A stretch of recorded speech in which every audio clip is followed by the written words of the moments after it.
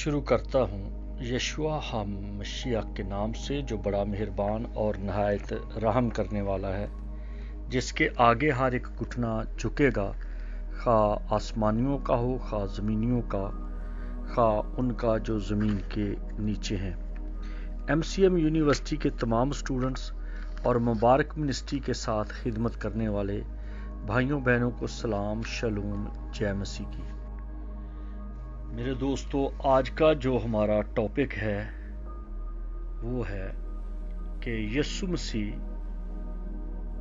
अपने दोस्तों को, अपने शागिर्दों को, अपने भाइयों को किस तरह से जी उठने के बाद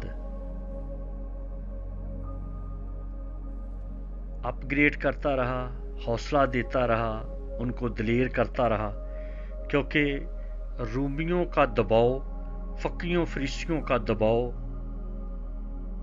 और रोज़मर्रा की ज़िंदगी में तमाम तरह के ग्रोह जो फकी थे और फरीसी थे, सदूकी थे, उनका दबाव उनको इस कदर ज़हनी तौर पर डिप्रेशन का शिकार कर चुका था कि वो अंदर ही अंदर मायूस होते जा रहे थे। हालांकि वो गाहे बगाहे यीशु को देख रहे हैं, यीशु को मिल रहे हैं।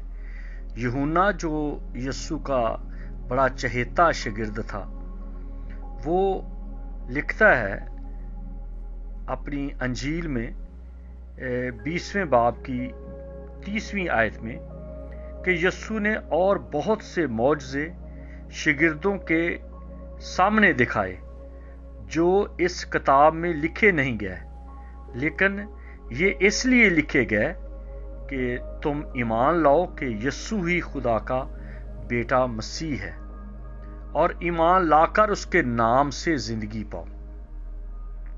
क्योंकि यीशु का जो स्लोगन था और रहा और है, वो यही है कि मैं इसलिए आया कि वो जिंदगी पाएं और कसरत से पाएं। मैंने जो तहैया किया है वो ये था कि मैं ढूंढूं उन तमाम वाक़यात को और फिर आप लोगों के साथ शेयर करूं कि यीशु ने 40 दिन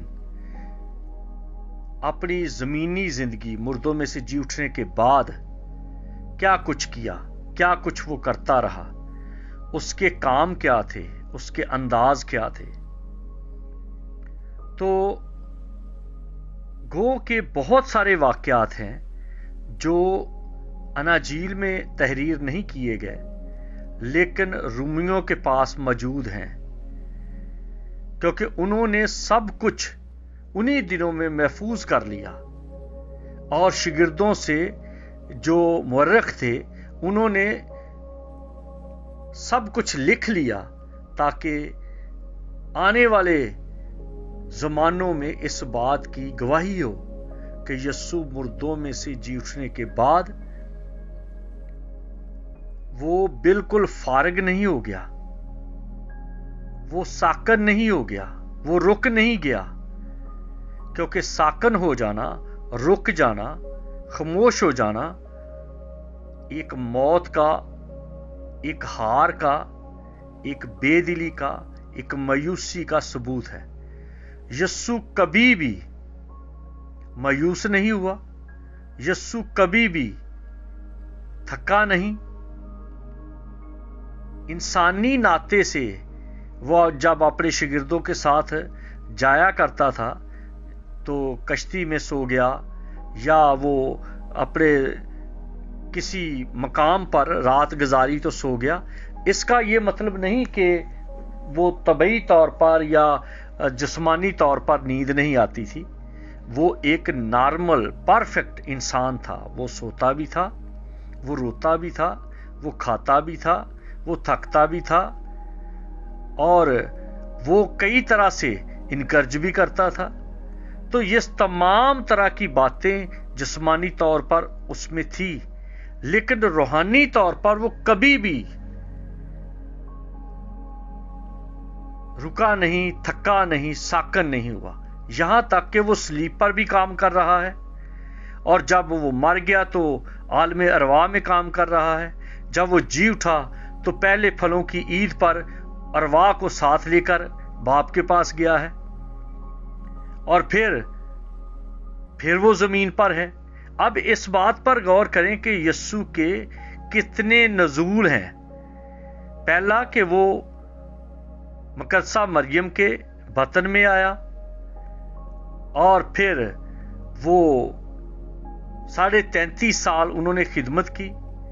फिर मुर्दों में से जी उठने के बाद वो बाप के पास गया, और बाप के पास जाने के बाद फिर वो वापस आया, और फिर वापस आने के बाद वो शागिर्दों को इनकरेज करता रहा, उनको मजबूत करता रहा, उनको वो रूहुल कुद्दस देने के बारे में कहा कि रुको जब तक तुम्हें कुव्वत का लिबास ना मिले।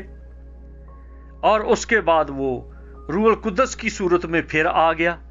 तो ये देखिए कि ये कितने नजूल हैं मां मरियम के टाइम का, और फिर मुर्दों में से जी उठकर आसमान पर जाने के बाद फिर आया, ये दूसरा है। और फिर तीसरा है रूहुल कुद्दस की शक्ल में आ गया, और चौथा है कि वो फिर से फिजिकली तौर पर लोगों को नजर आएगा, कि जब वो अपने फरिश्तों के साथ आएगा, अपने मुकद्दसीन के साथ आएगा, और फिर वो जमीन पर 1000 साल बादशाही कायम करेगा। तो ये 4 उसके खास नजूल हैं, और ये चारों के चारों बराबर उसकी मसरूफियत में हैं। इतना कुछ करने के बावजूद, इतना कुछ शागिर्दों के देखने के बावजूद, जब तीसरा हफ्ता शुरू हुआ, क्योंकि पहले हफ्ते के पहले दिन, पहले इतवार में मरियम और दूसरी औरतें और 10 शागिर्द बालाखाना में थे, तो यस्सु उनके दरमियान आ मौजूद हुआ। उसी दरानिये में अमूस की राह पर 2 शागिर्द थे, लेकिन ये वो शागिर्द नहीं थे जो 12 थे, तो उनको मिला, फिर तुमा को मिला, फिर इसी दरानिये में और बहुत सारी वाकयात हैं। और फिर जब ये टाइम गुजरता गया तो तीसरा अतवार शुरू हुआ, क्योंकि हफ्ते की रात जब हफ्ते की शाम हो जाती थी, जैसे ही सूरज गुरूब होता था तो सब्बत खत्म हो जाता था। तो शागिर्द फिर अपना बंदोबस्त करते थे कि हमें क्या कुछ खरीदना है और क्या कुछ लेना है, क्योंकि बाज़ औक़ात जब सूरज गुरूब होता था तो दुकानें खुल जाती थी। क्योंकि हमारी समझ के मुताबिक जुमे की जब शाम होती थी, उस वक़्त से सूरज गुरूब होने से सब्बत शुरू हो जाता, और हफ्ते के दिन सूरज गुरूब होने तक सब्बत चलता रहता।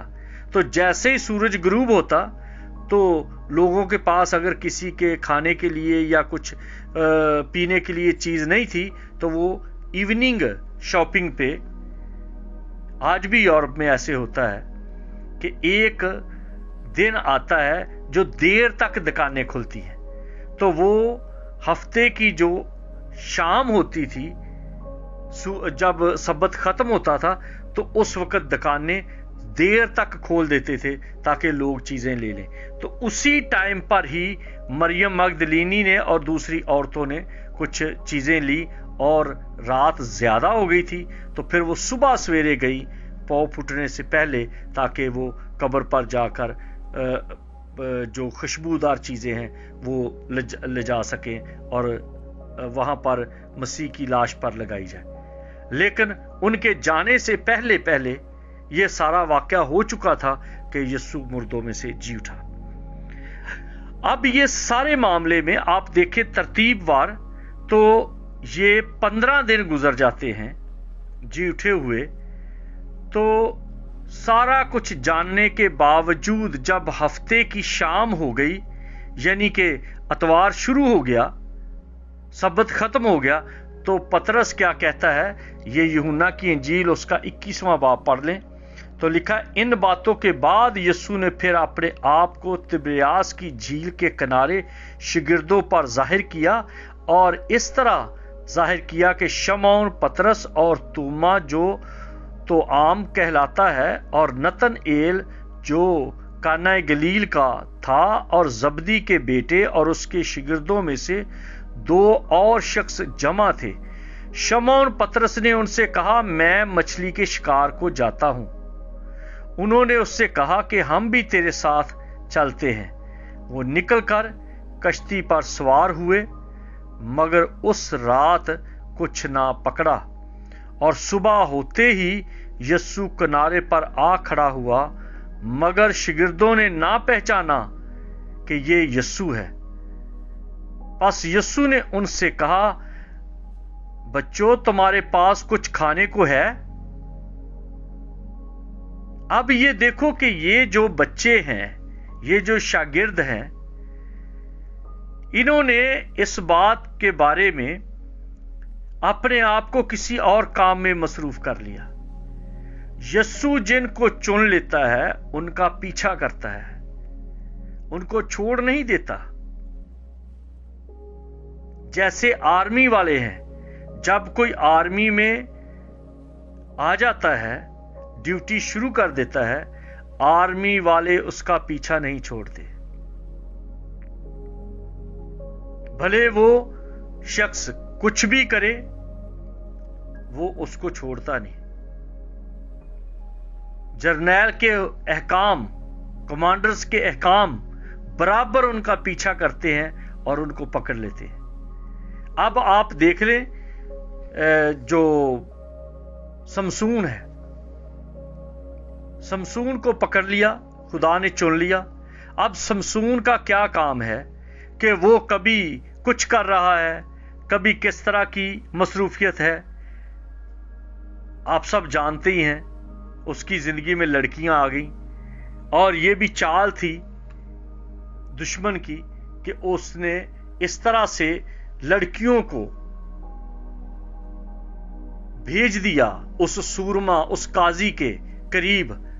क्योंकि आप बलाम के बारे में जब पढ़ते हैं तो वहां पर बलाम ने बलक को यह मशवरा दिया था कि ये जो कौम है ये औरतों के बारे में बड़े कमजोर हैं, औरतों के मामले में बहुत वीक हैं, तू अपनी लड़कियां इनके दरमियान भेज दे, बलक को कहा, और ये खुद ब खुद उनके जाल में फंस जाएंगे और तू इनको कमजोर कर सकेगा। बहादुरों को कमजोर करने के लिए एक ही हथियार है दुश्मन का। इस वजह से कई जो दलेर हैं, बहादुर हैं, पहलवान हैं, वो औरत से अलग रहते हैं। तो ये जो बलाम को सजा मिली, उसको नाराज कहा गया, उसकी वजह यह थी कि उसने बलक को मुकद्दसीन की कमजोरी बताई। उस वक्त ये कमजोरी थी। और इसी तरह से समसून के पीछे भी दलैला को लगा दिया गया। अब दलैला ने उसको ट्रैप कर लिया। अब एक तरफ देखिए कि वो खुदा का काजी, खुदा का ममसू, खुदा का नजीर, खुदा का चुना हुआ शख्स किन मामलात में फंस गया, तो खुदा नाराज होकर चला नहीं गया। खुदा ने उसको छोड़ नहीं दिया, बल्कि उसको पकड़कर उससे काम लिया, अपना मंसूबा पूरा किया।